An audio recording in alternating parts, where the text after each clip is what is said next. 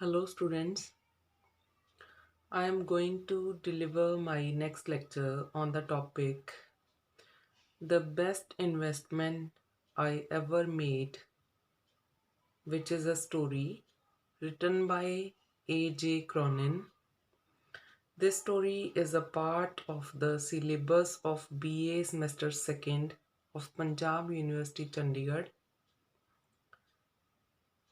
First of all, we will discuss the biography of the writer A. Cronin. A. Cronin, born in 1896, was a Scottish novelist, physician, and dramatist. He was one of the most renowned storytellers of the 20th century. He wrote simple and humanistic stories, mostly drawn on his medical career. He belonged to the family of poor farm workers, but despite his poverty, he studied medicine at Glasgow University and became a doctor in 1919. In 1924, he was appointed medical inspector of mines in South Wales, where he was shocked to see the poor working conditions of the miners.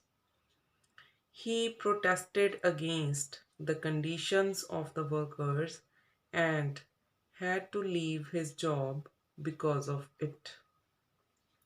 He got fame with his notable works like The Citadel, The Keys of the Kingdom, The Stars Look Down.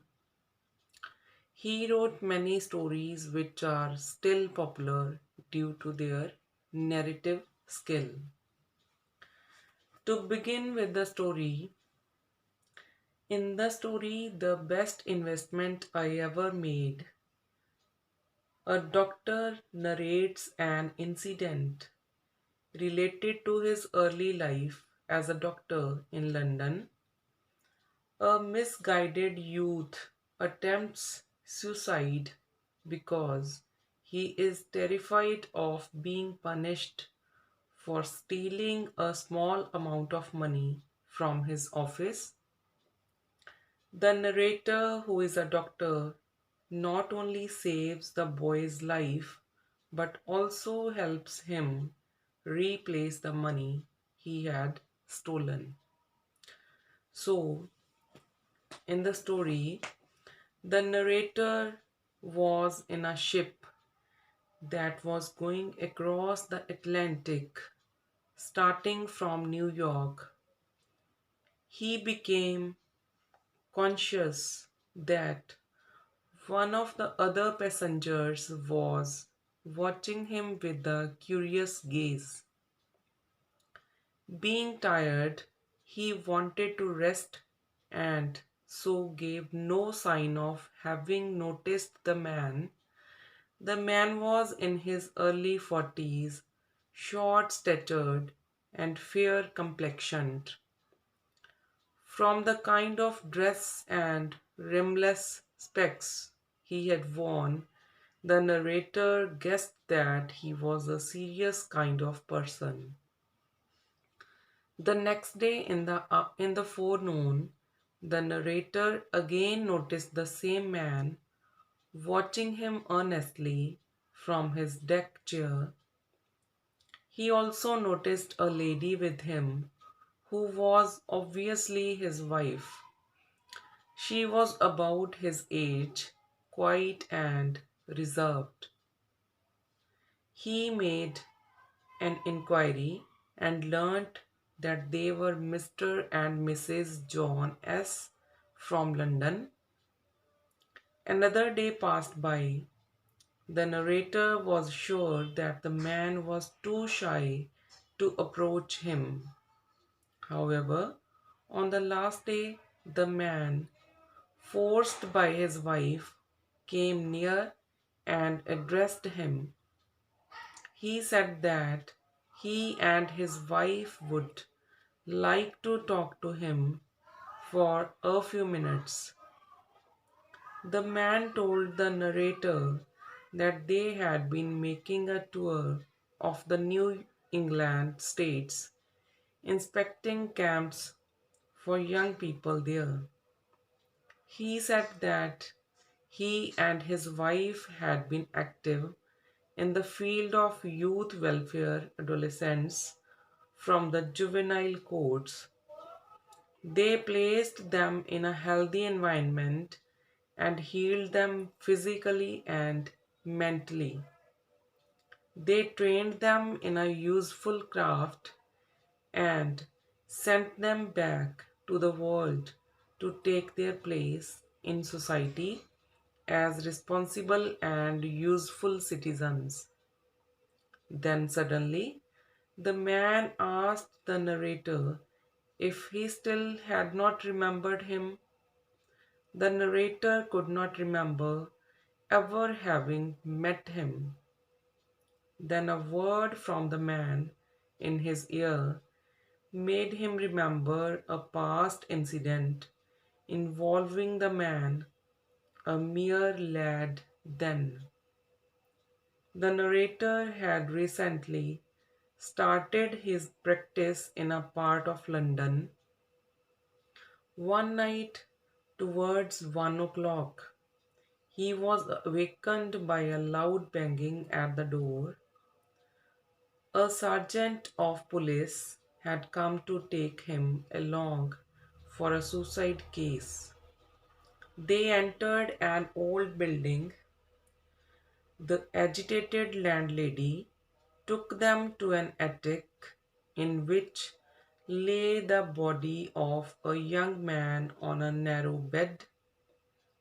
The narrator at once began the work of reviving the man. For an hour, he and the policeman made efforts, but in vain. As they were going to give up, they heard a convulsive gasp, means they noticed that the young boy tried to breathe noisily. In half an hour, they were successful in snatching the life of the young man from the jaws of death. The lad told the narrator and the policeman that he had no parents. His uncle found him a position as a clerk in a London solicitor's office. He fell into bad company and began to bet on horses. When he lost everything, he stole some money from a final gamble. When he lost that, he got terrified of the prosecution and attempted suicide by turning on the gas. The three listeners, the narrator, the sergeant, and the landlady, were deeply touched by the lad's story. The sergeant decided not to report the case. The landlady offered a month's free board until the lad was up on his feet again. The narrator gave the lad £7, 10 shillings to put back in the office safe. The narrator, seeing the same lad, now grown up as a responsible gentleman on the ship, realized that he had made the best investment, which had paid no dividend for worldly goods and yet was not without profit.